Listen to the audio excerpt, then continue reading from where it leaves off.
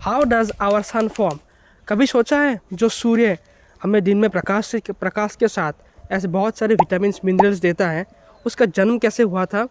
कभी नोटिस किया है कि जो हम तारे जो रात में टिमटिमाते रहते हैं, जो दिखने पर भी इतना सुंदर लगता है, वो आखिर पैदा कैसे हुए? क्या है उनकी बर्थ की कहानी? आज हम इस वीडियो में जानेंगे कि एक तारे का जन्म एक गैस के बादल से लेकर कैसे एक सितारे तक बदल जाती है और वो कैसे उन गैस के बादलों में जन्म होती है। तो जो मैंने कहा था कि गैस क्लाउड, जो कि धुंध के बादल भी हम हिंदी में कहते हैं, ये धुंध के बादलों में तारों की जन्म होती है। पर ये तारों का जो जन्म होता है ये धुंध के बादलों में कैसे होता है, और दूसरी बात, ये धुंध के बादल आखिर है क्या, और ये धुंध के बादल हमें ब्रह्मांड में क्यों दिखने को मिलते हैं और क्यों उनका एग्जिस्टेंस है। तो धुंध के बादल एक ऐसा बादल है जिसे हम मॉलिक्यूलर क्लाउड कहते हैं। एक ऐसा बादल है जो कि किसी बड़े तारे के मरने के बाद बनता है। जैसे एक बहुत बड़ा तारा है जो कि हमारे सन से भी 8 से 10 गुना ज़्यादा बड़ा है, और अगर ऐसे बड़े तारे जब मरते हैं तो वो सुपरनोवा करते हैं। सुपरनोवा मतलब वो एक तरीके से वो फट जाता है, और फट जाने के बाद जो वो तारे थे वो तारे एक तरीके से वो एक क्लाउड में बदल जाता है। वो जो मॉलिक्यूलर क्लाउड है वो बहुत ही ठंडा होता है। अप्रॉक्सीमेट 10 केल्विन तक वो ठंडा होता है, एक्सट्रीमली कोल्ड होता है, और उनका जो साइज है वो लगभग 100 लाइट ईयर जितने बड़े होते हैं। और जो मॉलिक्यूलर क्लाउड है वो हमें दिखते हैं कि बहुत स्मूथ है, पर असल में वो स्मूथ नहीं है।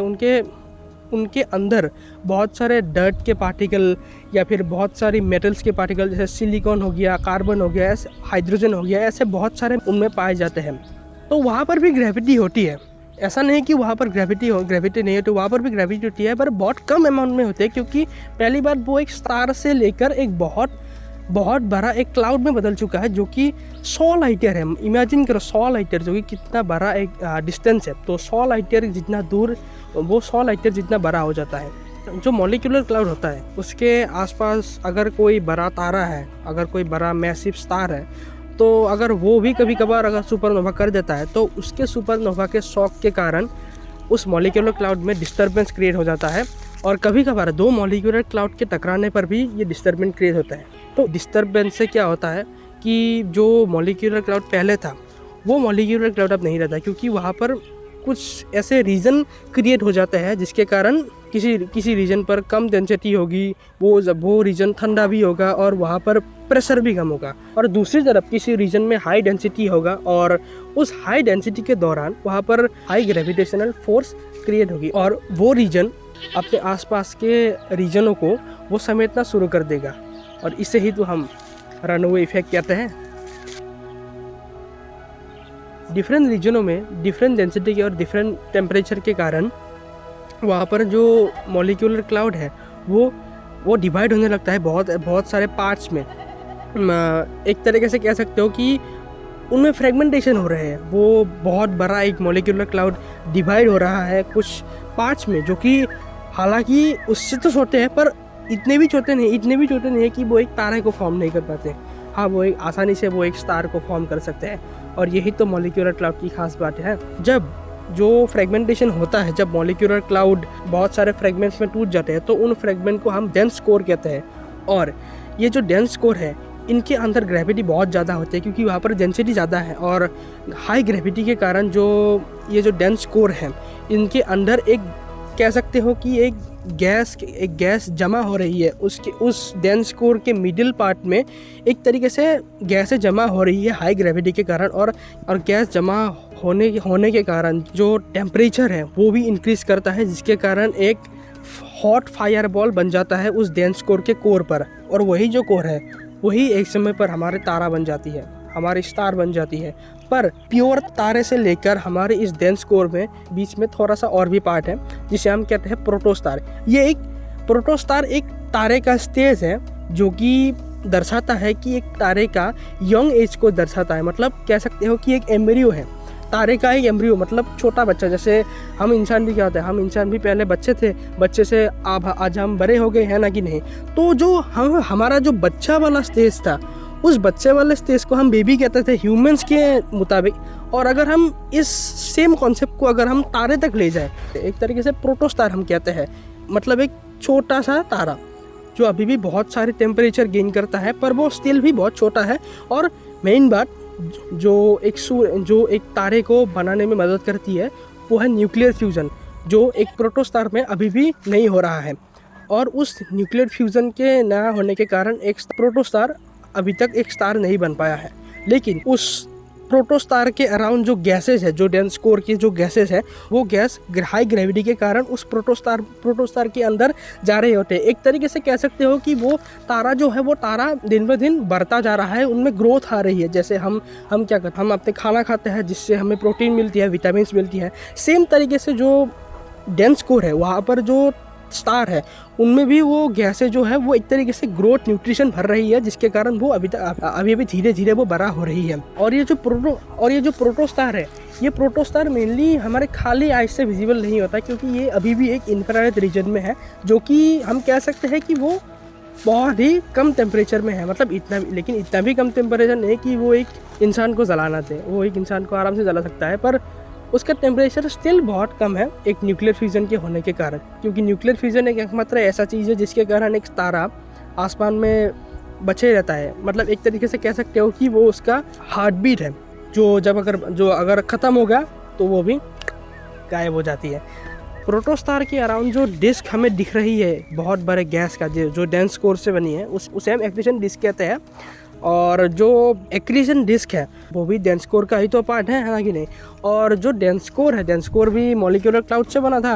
तो मॉलिक्यूलर क्लाउड में जब वो पहले स्टेज में था, जब कोई वहाँ पर स्टार का फॉर्मेशन नहीं हो रहा था, उस समय पर भी वहाँ पर मैग्नेटिक फील्ड होती थी, क्योंकि वहाँ पर मैटर्स था, मैटर के अराउंड मैग्नेटिक फील्ड थी।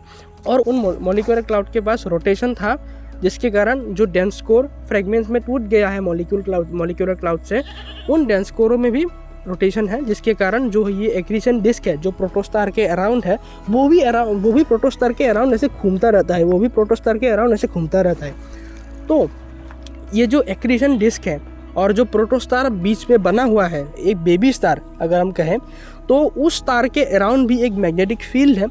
वो मैग्नेटिक फील्ड जो एक्रीशन डिस्क के अंदर जो गैसेस है, उन गैसों को बाहर कर देता है, जो gas axis of angular momentum करता है। एक्सेस ऑफ एंगुलर मोमेंटम मतलब एक ऐसा रोटेशन का पावर जो कि एक प्रोटोस्टार के लिए सही नहीं होता है। जब वो एक प्रोटोस्टार के स्टेज में होता है, तो उसे हटाने के लिए एक बाइपोलर जेट नाम का एक फिनोमिना होता है, जो प्रोटोस्टार के नॉर्थ पोल और साउथ पोल, अगर हम दो पोल्स के बारे में कहें जहाँ से मैग्नेटिक फील्ड निकलता है, उस एक्रीशन डिस्क के परपेंडिकुलरली ऊपर भी और नीचे भी जो एक्सेस गैस है, जो कि एक्सेस एंगुलर मोमेंटम कॉज कर रहे हैं, वो भी निकल रही है ऊपर से और नीचे से, और एक्रीशन डिस्क के परपेंडिकुलर है। जो बचा हुआ जो गैस है, जो गैस प्रोटोस्टार को एक स्टार में बदलने के लिए ज़रूरी है, वो गैस रह जाती है, क्योंकि वो गैस जो स्टार है, वो स्टार को ग्रोथ देने में मदद करती है। तो जो बचे हुए गैस उस एक्रीशन डिस्क में रह जाते हैं, वो गैसेस प्रोटोस्टार की ग्रोथ में काम आती है। जब ये गैसेस उसमें जाती रहती है, तो प्रोटोस्टार बड़ा होता जाता है, और बड़ा होने के बाद वो अपने फाइनल स्टेज में पहुंच जाता है। फाइनल स्टेज मतलब अपने मौत के स्टेज में नहीं, एक ऐसा स्टेज जहाँ पर वो एक प्योरली हम कह सकते हैं कि वो एक स्टार है। और उस समय पर उसे स्टार बनने के लिए एक चीज़ ज़रूरी है, जो कि मैंने पहले भी बताया था, न्यूक्लियर फ्यूज़न। जो न्यूक्लियर फ्यूज़न होता है ना, उस स्टार के अंदर हाइड्रोजन एटम हीलियम में बदल जाते हैं और एनर्जी क्रिएट करती है। तो वो न्यूक्लियर फ्यूज़न एक तरीके से स्टार के अंदर, स्टार के कोर से वो एक तरीके से बाहर की तरफ फोर्स लगा रही होती है। और जो उस स्टार की ग्रेविटी है, वो ग्रेविटी स्टार को तरीके से पुश कर रही होती है, जहाँ पर एक हाइड्रोस्टैटिक इक्विलिब्रियम बनता है। हाइड्रोस्टैटिक इक्विलिब्रियम मतलब वो स्टार एक इक्विलिब्रियम पोजीशन में है, जहाँ पर अंदर से भी जो पुल आ रहा है और बाहर से भी जो पुल आ रहा है, वो दोनों सेम है, जिसके कारण एक स्टार आराम से रह पाता है। तो जो स्टार का साइज़ है वो डिपेंड करता है जो स्टार का डेंस कोर था, जो मॉलिक्यूलर क्लाउड्स से बना था। अगर वो डेंस कोर छोटा है तो स्टार है वो छोटा बनेगा। अगर वो डेंस कोर मीडियम है तो स्टार एक मीडियम स्टार बनेगा, जो कि हमारा सन है। जब अपने वो आखिरी स्टेज में आएगा, तब वो उसका जो बाहरी हिस्सा है, उसका जो बाहरी हिस्सा है वो एक तरीके से फट जाएगा जब उसका आखिरी स्टेज आएगा, जब उसका बुढ़ापे का जब स्टेज आएगा, तो जब वो मरेगा, जब जो सूरज का जो बाहरी हिस्सा है, आउटर लेयर है, वो फटकर अपने चारों ओर फैल जाएगा, जिसके कारण एक नेबुला का जन्म होगा, जिसे हम प्लेनेटरी नेबुला कहते हैं। और जो सूरज का कोर है वो व्हाइट ड्वार्फ बन के सेंटर में ही रह जाएगा, जो कि मैं आपको इमेज में दिखा दूंगा। और रही बात अगर एक सूरज की, जो मैंने कहा था अभी, ये हाइड्रोस्टैटिक इक्विलिब्रियम होता है, तो अगर हमेशा ग्रेविटी उसे बाहर से पुश करती है, न्यूक्लियर फ्यूजन अंदर से पुश करती है, तो अगर भी हमेशा इक्विलिब्रियम मेंटेन करती है तो एक स्टार को मरना ही क्यों है भाई। यही बात है कि जो न्यूक्लियर फ्यूजन है ये एक टेम्परेरी भी मैं नहीं कहूँगा, लेकिन ये एक परमानेंट नहीं है। ये फ्यूजन, ये जो रिएक्शन है, ये जो फ्यूजन है, ये परमानेंट नहीं है, क्योंकि एक समय पर जो है, जब वो अपने बुढ़ापे स्टेज में जाएगा तो न्यूक्लियर फ्यूजन जो है वो धीरे धीरे कम होता रहेगा। और जब वो न्यूक्लियर फ्यूजन कम होता रहेगा, न्यूक्लियर फ्यूजन कम होने के बाद जो ग्रेविटी है वो उसे अपने ही कोर में कोलैप्स कर देगी, जिसके कारण अगर वो बहुत ज़्यादा बड़ा तारा हुआ, जो कि अगर डेंस कोर ज़्यादा बड़ा है तब फॉर्म होता है, तो वो सुपरनोवा भी कर सकती है। और सबसे मेन बात और सबसे इंटरेस्टिंग बात, वो एक ब्लैक होल में भी बदल सकती है।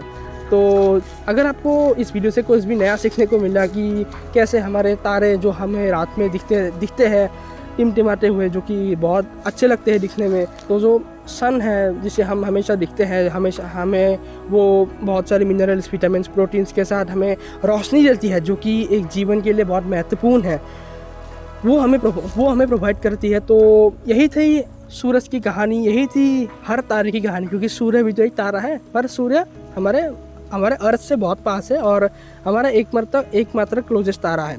और बहुत जितने भी आप तारे रात में दिखते हो वो सब भी एक तरीके से हमारे सूर्य जैसी है। कोई सूर्य से छोटा है तो कोई सूर्य से बहुत बड़ा है। अगर आपको वीडियो से थोड़ी सी भी मदद हुई है, थोड़ी सी भी जानकारी आपको मिली है, तो वीडियो को सपोर्ट करना, मुझे सपोर्ट करना। मेरा ये नया यूट्यूब चैनल है हिट कश्यप नाम का, जो कि मैंने रिसेंटली स्टार्ट किया है। मैंने फिज़िक्स के कॉन्सेप्ट पर, एस्ट्रोनॉमी, कॉस्मोलॉजी, ऐसे सब्जेक्ट के कॉन्सेप्ट को जितना मैं कर सकूँ उतना मैं सिंपलर बनाऊँगा, उतना मैं डीपली बताऊँगा कि आपको मदद हुए। तो शुक्रिया, हमारी मुलाकात फिर से होगी।